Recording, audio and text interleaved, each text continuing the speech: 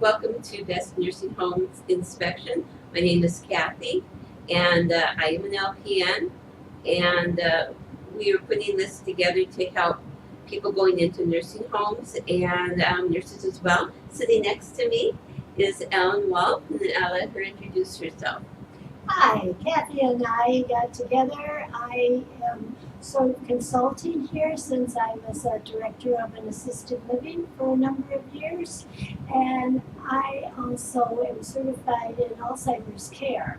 So I would like to give some suggestions along with Kathy to help you find a nice place for your loved one.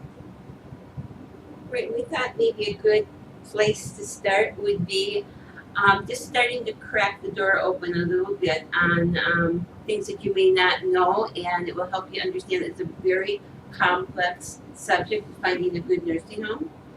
So we thought we would start on direct versus indirect care. And one place you can go and find some information is on nursinghomecompare.gov. And when you bring that site up, you'll see various categories that you'll look at and you say, well, they got a good grade here, they got a poor grade here, and that's a very good place to start. We're going to try to fill in the missing pieces through these videos. So, as Kathy was saying, when you have found that you can no longer care for your loved one and they may need to be in a nursing center, you want to make sure that they're going to get the best care possible. So there's, to start with, let's say 10 different categories of items you should be looking for when you enter the facility. And we can start with number one. Kathy, as your experience, what would you say would be the number one thing you would notice when you walk into a nursing center that you do not see or smell? I think cleanliness is a huge factor. And that's not just on the inside, but the outside as well. If their bushes aren't trimmed, if the floors are stained, just disrepair that you might just see as you're walking in. It's a big sign that there's something going on here that's not really good. What would you be looking for? Again, when you walk in, you want to see the cosmetics of the facility that you're walking into, not so much of the high technology and all of the cosmetic things you may be looking for. It's cleanliness.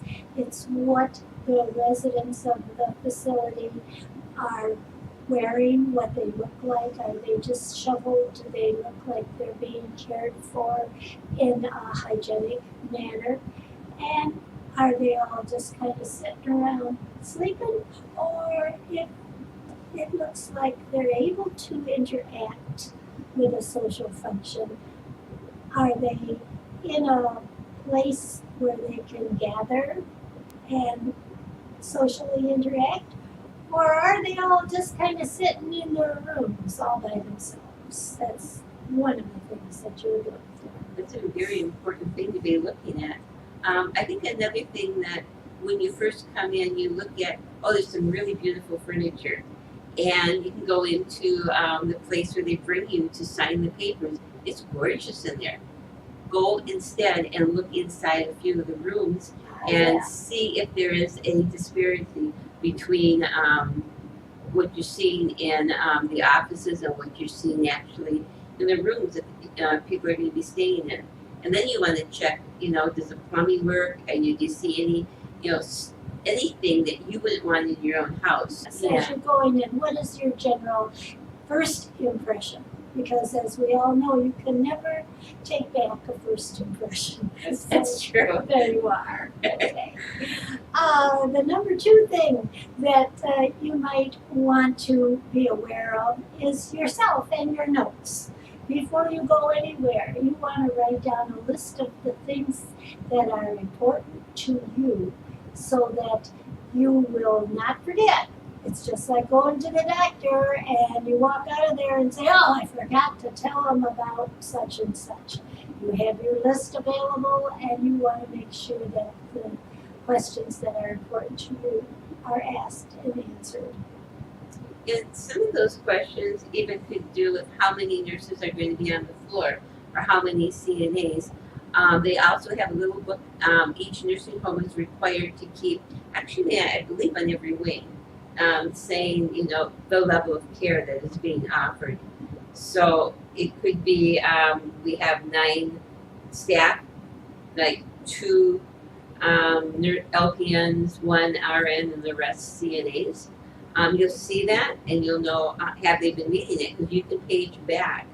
I think for a whole year or until the last inspection at least. Mm-hmm. You can also see if they have failed anywhere in their inspection, and don't feel like I don't want to offend them by looking at this.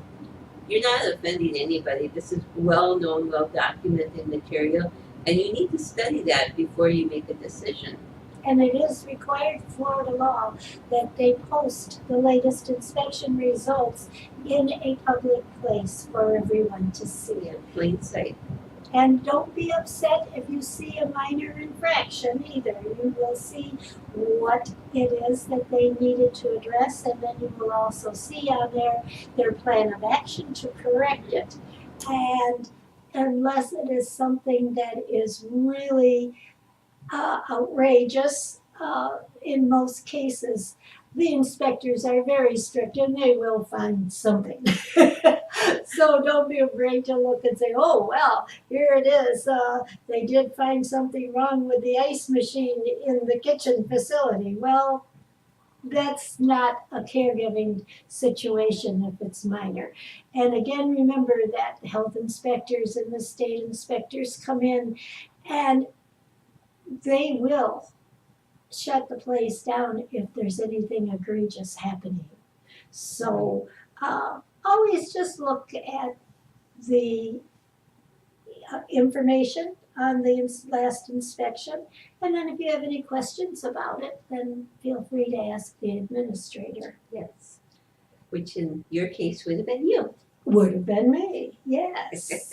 Thank you, and we'll see you soon. See ya. Kathy? Kathy? Well, thanks for tuning in to Ellen and I, and we'll see you in the next segment. So stay tuned and make sure that you subscribe.